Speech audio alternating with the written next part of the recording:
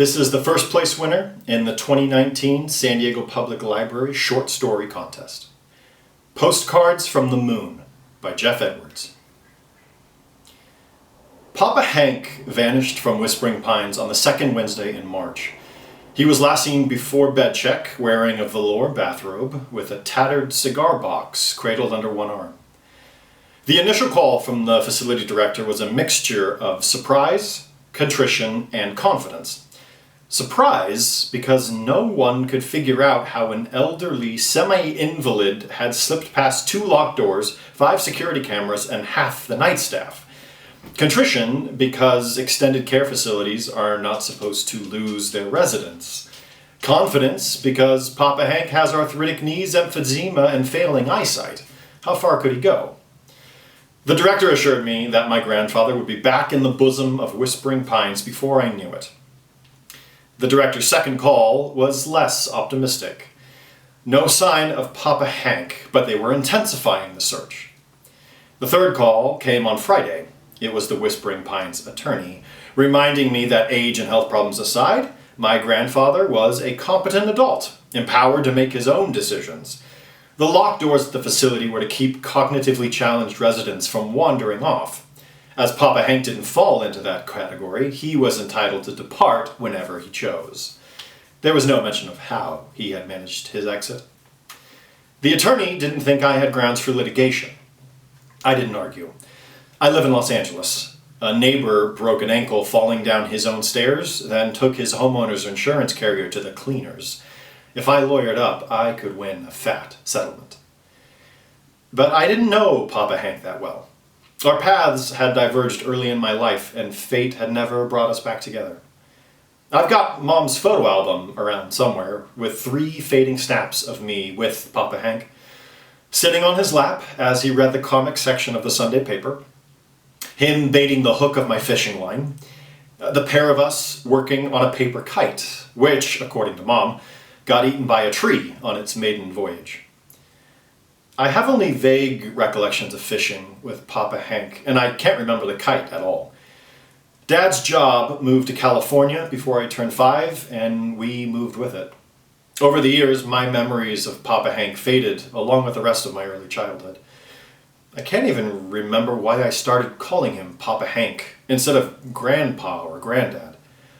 I've heard stories about the man all my life. Unfortunately, I'd never gotten around to knowing him. Every few years, one of us felt compelled to write the other a birthday card or something similarly brief and formulary. Those rare exchanges were the extent of our contact. As his last surviving family member, I received the Whispering Pines newsletter, but I had never been out there to visit Papa Hank. At best, we were cordial strangers. So, the idea of trumping up a lawsuit felt hypocritical, even for a jaded LA transplant like me. I could hardly claim deep familial attachment. Besides, there was the letter. It arrived in my mailbox the Saturday after Papa Hank's disappearance. A fat little envelope of silvery paper, slick and nearly translucent, as thin as onion skin from the days of old-school airmail. It was addressed to Dougie Rollins. Nobody but Papa Hank has called me Dougie since kindergarten. The wandering cursive looked like his writing. I tore the flap and pulled out folded pages of the same silvery paper. My dear Dougie, unless I'm much mistaken, this will be the strangest letter you ever receive. In all likelihood, you'll decide I'm suffering from dementia. I accept that, and I ask you to keep reading. Stick with me for these brief pages. If I'm sane, you'll learn some odd things about the nature of reality. If I've got bats in my belfry, you'll at least catch a glimpse into my personal brand of madness. Either way, you should find it interesting. By now you've heard about my departure. Please rest easy, I am quite safe. The folks at Whispering Pines aren't going to find me, and they're not ever going to figure out how I left.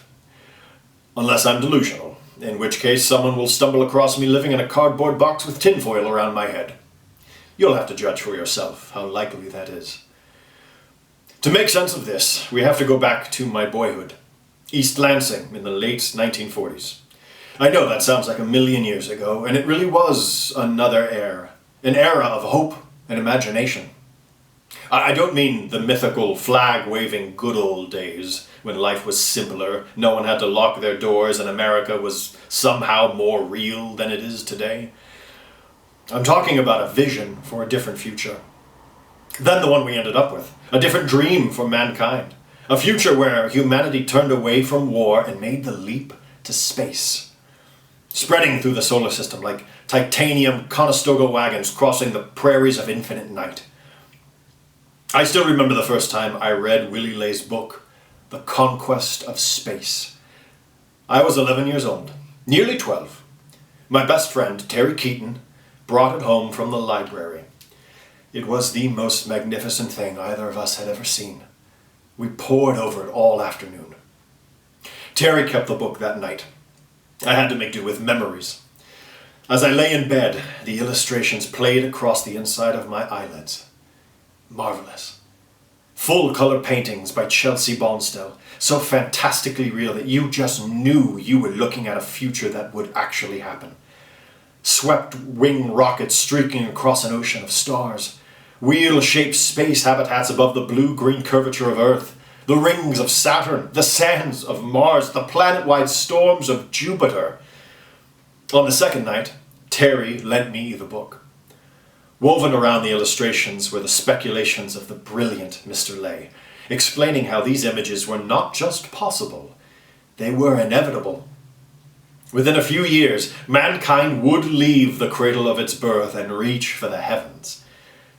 This was our future, mine and Terry's. We knew it instantly. We would live, work, and build among the stars. In our bubble-helmeted spacesuits, we would carve the footholds that our species would ascend to claim the universe. Custody of the book alternated, one night with me, one night with Terry. Reading by flashlight, far past our bedtimes. When Terry returned The Conquest of Space to the library, I promptly checked it out. Our sharing and dreaming continued. After my lending period expired, we moved on to Across the Space Frontier.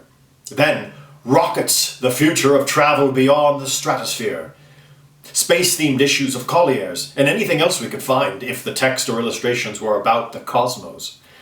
We expanded into fiction.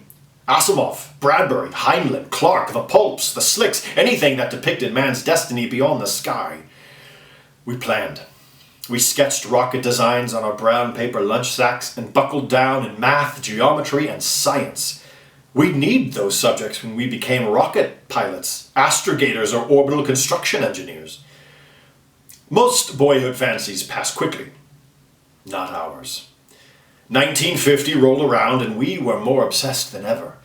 The fire was still blazing in 51 and showed no signs of cooling in 52. We watched every space travel movie that showed in East Lansing. Destination Moon, Rocket Ship XM, Flight to Mars, the good ones, the bad ones, we didn't discriminate. Jetpack flying suits, giant robots with laser beam eyes, levers and blinking lights on rocket ship control panels. We didn't care how chintzy the films were. We ate, drank, and breathed anything that hinted at life out there. And we kept planning. The space age exploded around us. Actual rocket scientists were developing the technologies of spaceflight, formulating rocket fuels, calculating fuselage geometries, testing steel-throated rocket engines that spat fire and roared like mechanical dragons. The dream was happening, and we were growing up at the perfect time to be a part of it. Terry's birthday was a couple of months ahead of mine. The day he turned 16, he told me that he was running away to join the United States Space Corps. I pointed out that there was no such thing as the Space Corps. But there will be, Terry insisted. They'll start it any day now, and I'm going to be there. I'll lie about my age and be one of the first to join up. Growing up when you did, Dougie, that probably sounds silly. But in those days, proof of identity consisted of fairly simple paperwork, and we both sprouted up like weeds. Either one of us could have passed for 18. And World War II wasn't long in the rearview mirror. Some uncounted number of American teenagers had lied about their ages after Pearl Harbor and fought in all branches of the military. A strapping lad might expect a bit of quiet collusion from the Space Corps recruiting agents, assuming that such an organization came into being. Terry offered to wait until my birthday. If I wasn't ready by then, he'd leave without me. That got my fur up. My enthusiasm was as strong as Terry's, but I couldn't see the sense in running away to join an outfit that didn't exist. I agreed that there would be a Space Corps, or some equivalent organization. I even agreed about the timeline. Formulation of the Space Corps, or agency, or whatever, would likely be announced within a few months. I just wasn't willing to jump until I knew we would have somewhere to land. I told myself I was being mature. We were embarking on our chosen vocation, constructing the very future of our species. This was not the something to leap into without preparation. Terry regarded my hesitation as more cowardice than caution. I've had more than 6 decades to think about it, and he wasn't entirely wrong. I guess I was too faint-hearted to leave the comforts of home and strike out into the unknown. For 8 weeks, we wheedled and argued, each trying to change the other's mind. On the morning of my 16th birthday, as the buttersweet aroma of my mother's scratch cake wafted through the house, I glanced out the kitchen window and saw Terry standing near our back fence. The anticipatory glee of my birthday cake was dimmed as I read the question on his face. I gave my head the barest possible shake, trying to say with my eyes that we'd talk later. Terry nodded, acknowledging my headshake, but probably not my unspoken message. He turned and walked down the lane, away from my house, away from our town, away from me. No one in East Lansing ever saw Terry again. I started by saying that you'll likely decide I'm senile. Keep that in mind, because we're coming to the part where you have to decide whether my trolley has jumped the track. Because I got a postcard from Terry 3 weeks later. Having a great time, wish you were here.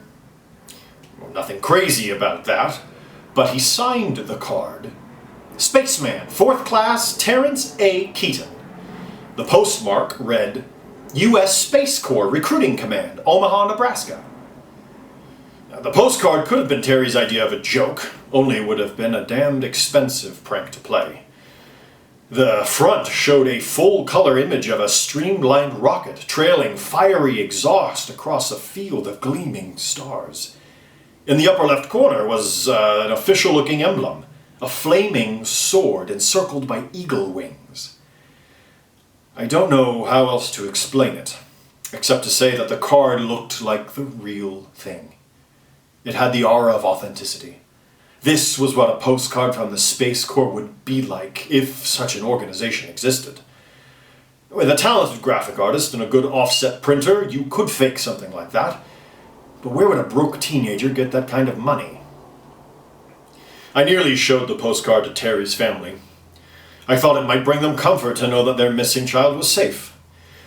But the card would raise more questions than it could answer. So I shut my mouth and tucked the card into the cigar box where I kept my personal treasures. The next day, I walked to the post office. A lady postal clerk thumbed through several registries and made 2 phone calls before announcing that there was no postal address for a Space Corps recruiting command in Omaha. I showed her the postcard. She assured me that it was some kind of gag. My friend had picked it up in a novelty shop, phony postmark already in place, and scribbled a note on the back. Then it was just a matter of slipping the fake card into my mailbox to complete the prank. She was certain that the postcard hadn't been delivered by any legitimate mail carrier. I thanked her and slipped the postcard into my pocket. My brain was abuzz as I walked home. If there was no Space Corps, where had Terry gone? Spring gave way to summer, with no sign of Terry.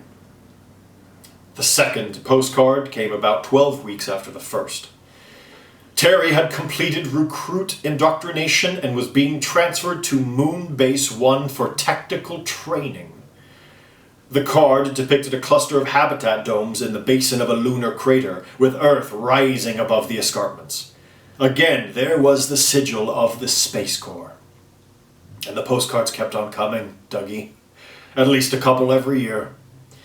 I got one when Terry soloed in a rocket scooter, and one after he was nearly killed by a moonquake that demolished the ski crawler he was driving. Terry was promoted to Spaceman 3rd class, then 2nd class, then 1st. He qualified as a rocket pilot and flew missions to Mars, Venus, the moons of Jupiter. Every postcard came with pictures that could have come clipped from a book by Willie Lay. Every one stamped with the Space Corps insignia. But there was not a mention of any U.S. Space Corps in the newspapers or radio broadcasts in Lansing. And it gradually became clear that America's space program was taking a different direction from the one Terry and I had imagined. Instead of the Space Corps, we got something called NASA. We didn't blaze a trail to other planets. Space travel meant the occasional orbit around our planet, usually at altitudes of less than 300 miles. A series of snatch and grab visits to the moon, and then mankind abandoned the dream. We didn't get to the stars. We got television satellites, weather satellites, spy satellites, GPS satellites, so many that Earth's orbit is practically a junkyard. But somehow, and we're back to the craziness, my friend, Terence Arthur Keaton, crossed over into that other future. Ever heard of the multi-universe concept, Dougie? It's the only hypothesis that fits the evidence. Apparently, the idea of overlapping dimensions of reality is more than esoteric math and crackpot theories. Or maybe not. Could be that your Papa Hank is nuttier than a Snickers bar. All I can say is this. I've got 138 postcards in a Dutch Master cigar box. In more than 60 years, I've never caught anybody sneaking one into my mailbox. Where did they come from, Dougie? Tell me that. Oh, you can't, because I'm missing too. I've disappeared just as thoroughly as good old Terry. Want to know what happened? Where your senile old grandpappy got himself off to? I went where Terry went. After 6 decades of postcards from nowhere, I finally wrote back. I poured my heart out. I apologized for not believing all those years ago, for not having the courage to step through the door Terry had opened. I told him, of all the mistakes I've made, that's the one I still regret. You know what Terry did? He sent me a ticket. 1st class, one-way service to Moon Base 5. I didn't even pack. Just grabbed my cigar box and went. Please don't be insulted if I don't care whether you believe me, Dougie. Because this lunar gravity has taken the strain off of my knees. The astrodocs are growing some new cartilage in the bioscience lab. New lungs, fresh corneas, and a dozen other parts of me that have worn out. I'll be as good as new in a few months. Terry's got as many years on his clock as I've got on mine, and he doesn't look a day over 30. It's okay if you think I'm bonkers, Dougie. But one of these days, your clock will wind down. You'll wake up and discover you're tired of living in a world that's forgotten how to dream, how to believe. When that happens, you let me know. I'll send you a ticket. 1st class. You'll like it here. This is the future we were meant to have. You and I can finally make up for all that time we should have had together. Until then, I'll drop you a postcard once in a while. With love, Papa Hank. I haven't shown the letter to anyone. Maybe Papa Hank is out there somewhere, sleeping in a refrigerator box. Or maybe he's someplace else. Someplace where doctors can regrow lungs and corneas. I honestly can't say. The people at Whispering Pines are getting ulcers, worrying that I'll sue. I should sign a waiver or something. In the meantime, I keep going back to Papa Hank's letter. Not what he wrote, though that's certainly an eye-opener. I mean the pages, the envelope. There's no return address, but the postmark reads U.S. Space Corps Moon Base 5. And the stationery, that slick, silvery, translucent stuff that's not quite paper, it's like nothing in this world.